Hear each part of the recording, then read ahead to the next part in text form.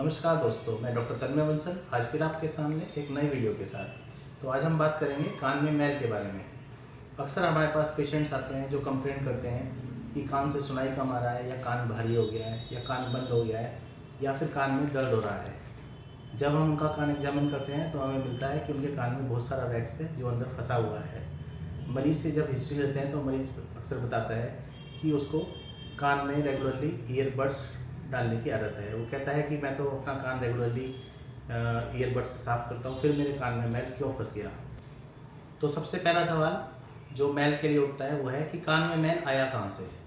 तो ये मैल कहीं से नहीं आता है, ये कान में ही धीरे धीरे प्रोड्यूस होता है। हमारे कान का मैकेनिज्म है जिसमें कि कान में धीरे धीरे ये मैल इकट्ठा होता है।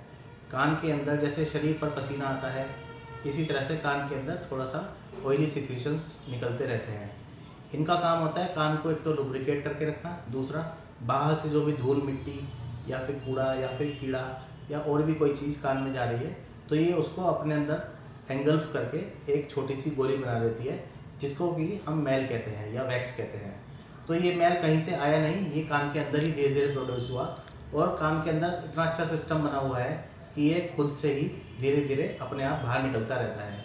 लेकिन किसी किसी केस में ये कान के अंदर फंस जाता है, जिस कंडीशन में हमें उस मैल को निकालना पड़ता है। नहीं तो ज़्यादातर केस में तो ये मैल खुद ही रोज़ बनता है और खुद ही निकलता रहता है। ज़्यादातर जब हम च्यूइंग मूवमेंट्स करते हैं, यानी कि खाना खाते हैं या चबाते हैं या फिर यौन करते हैं यानी चबाई लेते हैं, तो उस समय ये मसल कॉन्ट्रैक्शंस के कारण खुद से ही बाहर निकल जाता है। लेकिन अगर अब ये मैल फंस गया है तो ये फिर हमें निकालना पड़ता है। अक्सर मरीजों को आदत होती है कि वो कान में ईयरबड्स यूज़ करते रहते हैं, या फिर तीली या फिर उन्हें चिमटी या पिन कुछ भी मिला उससे कान को कुरेदते रहते हैं या साफ़ करते रहते हैं। ऐसा करने में हालांकि थोड़ा बहुत मैल बाहर आता है, लेकिन उसका ज़्यादातर पार्ट अंदर की तरफ पुश हो जाता है और जाके कई बार पर्दे पर चिपक जाता है, जिससे कि वो पर्दे पर और कान की दीवारों पर प्रेशर बनाता है, जिस कारण से मरीज़ को एक तो सुनने की दिक्कत हो जाती है और कभी कभी दर्द भी हो जाता है। कई बार ये दर्द बहुत सीवियर हो जाता है और उस कंडीशन में हमें इमीडिएटली इस मैल को निकालना पड़ता है। कई बार मरीज़ कान के पर्दे में चोट भी मार के ले आते हैं, क्योंकि वो सोचते हैं कि मैल निकल रहा है और वो और अंदर ईयरबड ले जाते हैं, जिस कारण से ईयर ड्रम को डैमेज भी हो जाती है। तो मेरी सलाह है कि आप खुद से कान को साफ़ करने की कोशिश ना करें।